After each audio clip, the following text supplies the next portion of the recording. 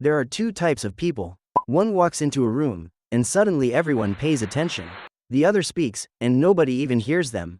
If you've ever been ignored, talked over, or treated like your words don't matter, listen closely. Respect isn't luck, it's not money, it's psychology, and once you understand it, people feel your presence before you even speak.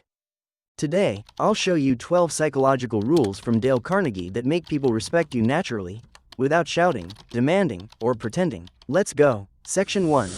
How to make people instantly open to you. Rule 1. Never start with criticism. Imagine telling your sibling, you never help around the house. Instant wall, defense mode activated. But say, you're great when you help, I appreciate it. Can you give me a hand with this?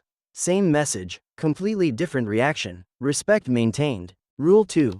Start with appreciation.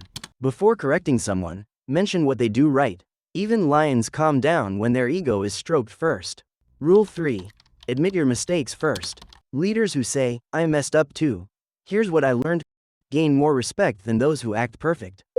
Confidence isn't hiding flaws, it's owning them. Section 2. How to disagree without creating enemies. Rule 4. Don't say, you're wrong. Even if they are, say, I see your point, but here's another angle. You keep the ego alive while shifting the idea. Rule 5. Let them reach your conclusion. Instead of, you should drink more water, say, do you feel better on days you hydrate more? They answer, yeah, boom. They just convinced themselves. People respect thinkers who guide, not force. Section 3. How to make people value your words. Rule 6. Let them talk more. At parties, the quiet one who asks questions is always mysterious and wise. The loud one bragging nonstop?